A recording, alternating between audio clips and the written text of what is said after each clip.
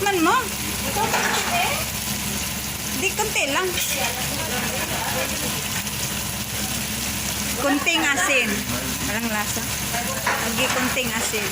Lagyan kaya natin ng sopa din.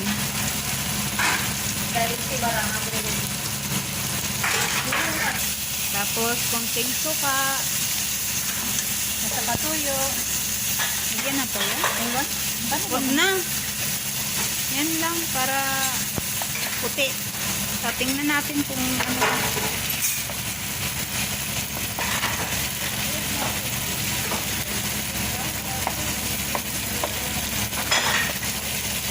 Ilunod na tubi, oy.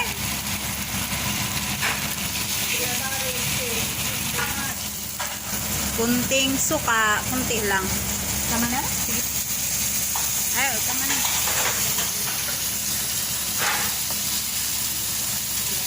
Ano sana yun? Ha?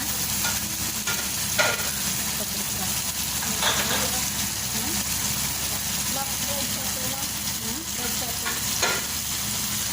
Toyo na lang sakali. Pero, anuhin natin.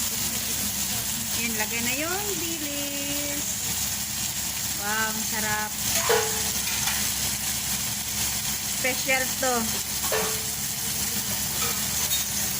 Ito yung paborito ng mga OFW yung naman, di ba?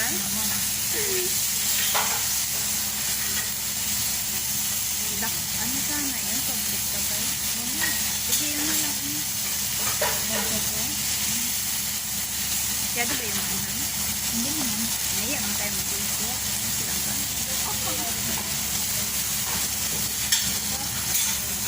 Tapos, konting red pepper. Tama na? Baka masyadong maanghang ito ba?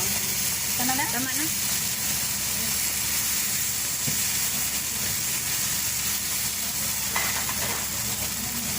Silaw eh. Ano daw?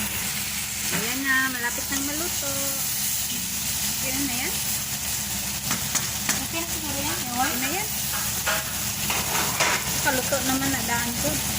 Gusto kasi binabad ko sa mainit na tubig.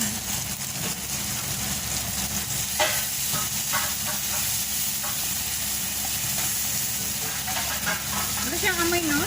Parang wala mang lasa.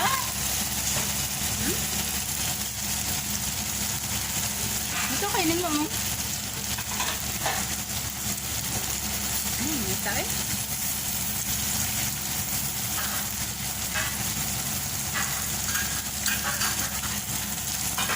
Meron man. Hindi ko maramdaman yung asin.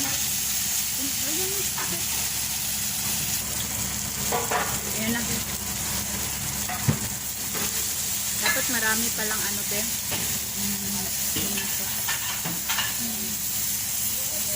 Yun na yan. Kasi mga ngamoy na. Ano na, luto na. Ayan. Sarap. Ginisang dilis. Paborito ng mga OFW.